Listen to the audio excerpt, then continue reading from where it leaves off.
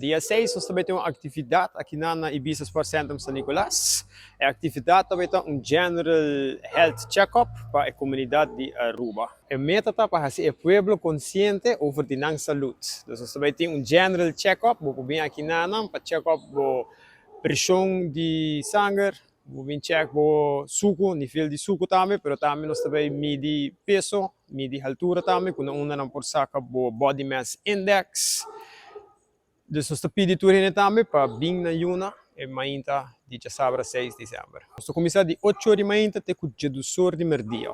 Nós pedimos para não que também desejar para se chequeio para vir na Yuna, quando não pode fazer teste de sangue, teste de suco também e de biando do novo resultado de uitslag também. O teste aqui nós também temos de Ibiza, mas também personal de POA. Que está especializado em rango aqui para fazer o chequeio e também nós também temos grupo extra que vai fazer chequeio de pressão de ovo, qual está muito importante. O gente não está na altura, oferecendo ovo, então sei também nós oferecer para fazer chequeio de ovo. Também nós que põe na altura que o chequeio aqui está completamente livre de gasto.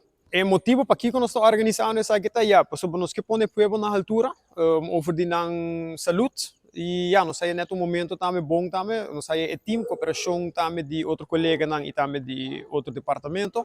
Quando net dia aquilo um dia great para nós pôr o povo na altura, ou indicar explicar um pouco mais sobre a saúde e também por guia também com não melhorar o estilo de vida para ter uma vida mais saudável. Nós evitamos full pueblo, então é sowieso para a comunidade aqui na San Nicolás, pero nós evitando full pueblo de Aruba para vir dia 6 de dezembro na Ibiza Sport Center San Nicolás para fazer General Check-up, General Health Check-up, que é completamente livre de gasto. Se tem qualquer pergunta over the General Check-up aqui ou durante o evento, pode tomar contato conosco. Ou chama-nos ou formando-nos WhatsApp também na 699-2900.